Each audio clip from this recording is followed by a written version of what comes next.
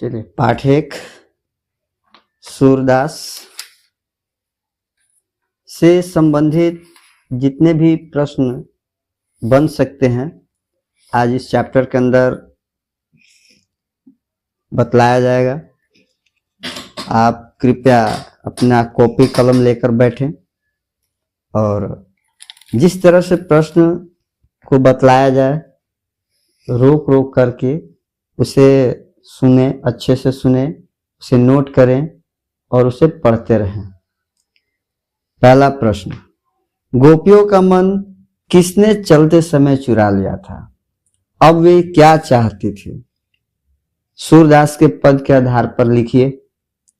देखिए, इस प्रश्न का आंसर होगा कि गोपियों का मन ब्रज से चलते समय श्री कृष्ण ने चुरा लिया था।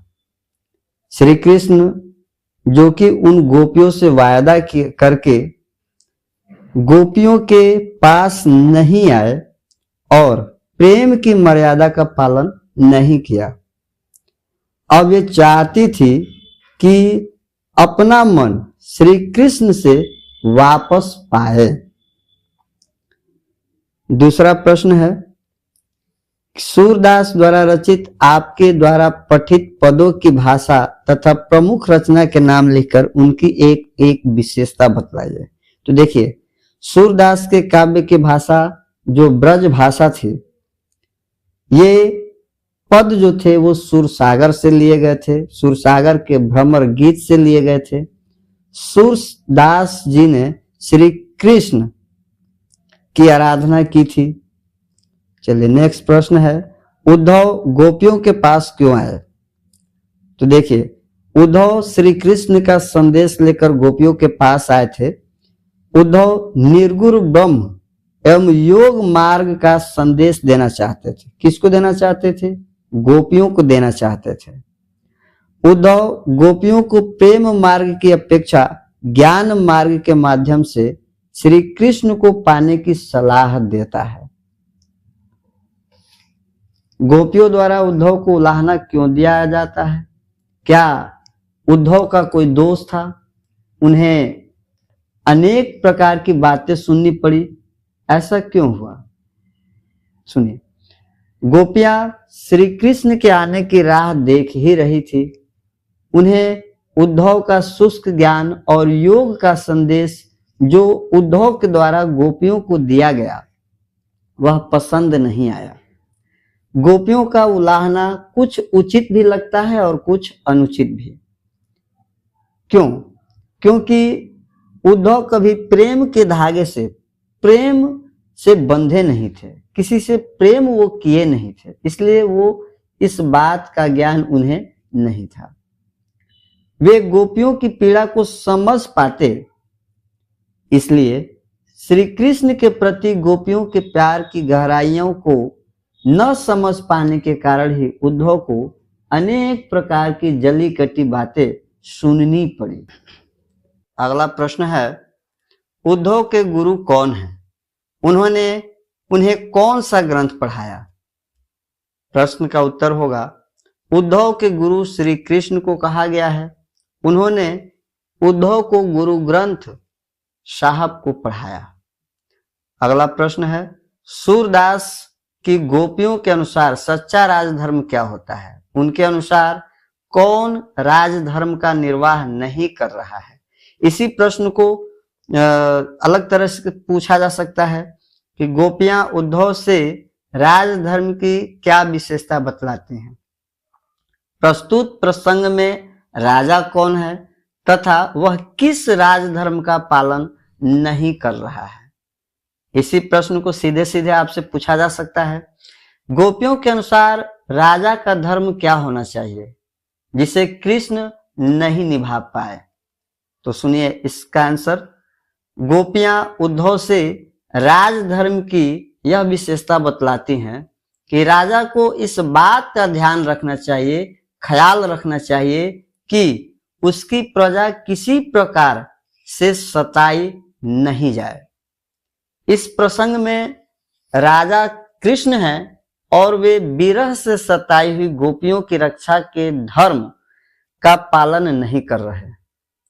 अगला प्रश्न है, ते क्यों अनीति करे आपुन, जे और अनीति छुड़ाए।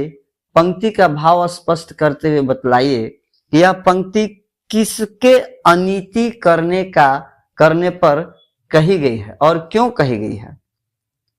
सुनिए, इस पंक्ति का भाव यह है, जब श्री कृष्ण दूसरों को अनीति के रास्ते पर चलने नहीं देते,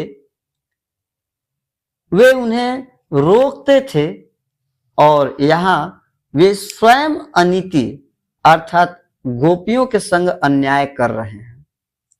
यहाँ श्री कृष्ण के द्वारा अनीति की बात कही गई है क्योंकि श्री कृष्ण उद्धव के माध्यम से गोपियों को योग का संदेश भिजवाकर श्री कृष्ण गोपियों को सता रहे हैं।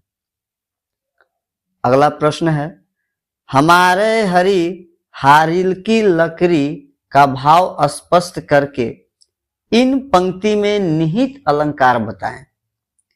हमारे हरि हारिल की लकड़ी का भाव यह है कि यहाँ पर गोपियां श्री कृष्ण के सहारे ही जीवित रह रही थी। वे दृढ़ निश्चय कर चुकी थी तथा श्री कृष्ण से एक निष्ठ प्रेम करती थी। इन पंक्ति में अनुप्रास एवं रूपक अलंकार निहित। मन की मन ही मांझ रही कहते हुए गोपियों ने अपनी किस व्यवस्था का वर्णन किया है, या इसी को इस प्रकार से पूछा जा सकता है, मन की मन ही मांझ रही के अनुसार लिखिए कि उस किसको किससे कहना था और अब क्यों नहीं कह रहा है। चलिए इस प्रश्न का आंसर सुनिए। गोपियां अपनी व्यवस्था प्रकट करने हेतु कहती है कि हमारे मन की व्यथा मन में ही रह गई। क्यों रह गई? क्योंकि श्री कृष्ण वायदा करके पुनः मथुरा वापस नहीं आते हैं। वे अपने हृदय की पीड़ा श्री कृष्ण को सुनाना चाहती थी, परंतु वे लौटे नहीं। श्री कृष्ण अपने स्थान पर उद्धव के द्वारा उन गोपियों को योग का संदेश भिजवा दिया। गोपियां की व्यवस्था जो थी और वे अपनी विरह वेदना में जल रही थी। यह बात किसको बतलाए? वह उद्धव को बतलाना नहीं चाहती थी। नेक्स्ट प्रश्न है, श्री कृष्ण के आने की आशा में गोपियों ने कौन सी पीड़ा सही? अथवा इसी को हम इस प्रकार से पूछ सकते हैं कि अवधि आधार आस आवन की तनमन बिठा सही का भाव स्पष्ट कीजिए और किसके आने की आशा लगी थी और उन्होंने कैसा व्यवहार कर डाला। चलिए सुनिए। श्री कृष्ण के आने की आशा में जो गोपियां थी वे अपने तन मन की पीड़ा को सह रही थी। वे श्री कृष्ण के आगमन की आशा लिए उनके आने की नियत समय के सहारे विरह की असहनीय वेदना को भी सहन करती रही, लेकिन श्री कृष्ण के वियोग की पीड़ा उनके शरीर, उनके मन, मस्तिष्क दोनों पर व्यथित कर रही थी। अगला प्रश्न है, गोपियों के अनुसार पहले के लोगों की क्या विशेषता थी? या इसी को इस तरह से पूछा जा सकता है कि गोपियों को पहले वाले और वर्तमान समय के लोगों में क्या अंतर दिखलाई देता है और कैसे? पद के आधार पर बताएं। तो देखिए आंसर, गोपियों के अनुसार पहले के लोग भले भोले भाले हुआ करते थे, लेकिन आज वर्तमान समय में लोगों के अंदर छल, कपट और कुटिलता की भावना बढ़ गई है। पहले के लोग परोपकारी हुआ करते थे, जबकि आज के लोग अपने फायदे हमेशा देखते हैं। आज के लोग परहितकारी नहीं होते हैं, जबकि पहले के लोग हमेशा दूसरों के लिए तत्पर रहा करते थे। नेक्स्ट प्रश्न है, पठित पदों के आधार पर सूर के भ्रमर गीत की 4 विशेषता बतलाएं। चलिए, पहला जो विशेषता है, भ्रमर गीत में गोपियों ने भंवरों को माध्यम बनाकर ज्ञान पर भक्ति की श्रेष्ठता का प्रतिपादन किया है। दूसरा, इसमें गोपियों ने एकनिष्ठ और अनन्य प्रेम एवं विरह का अत्यंत मार्मिक चित्रण प्रस्तुत किया है। तीसरा, इसमें वचन वक्रता, व्यंग्यात्मकता, उपालभ, तार्किकता आदि के माध्यम से ज्ञान योग को तुच्छ सिद्ध कर दिया।